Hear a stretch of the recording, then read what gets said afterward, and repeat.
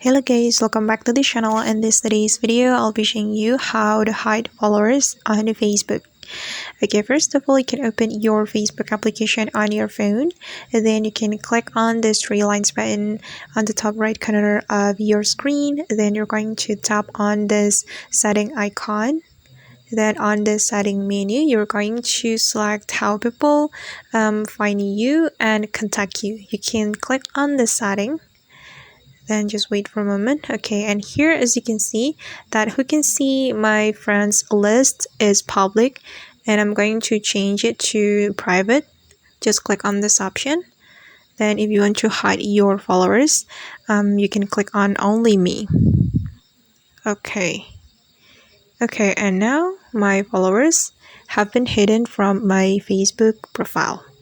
Alright guys, and that's how we can hide followers or friend list on Facebook. I hope this tutorial will be useful for you. Thank you so much for watching.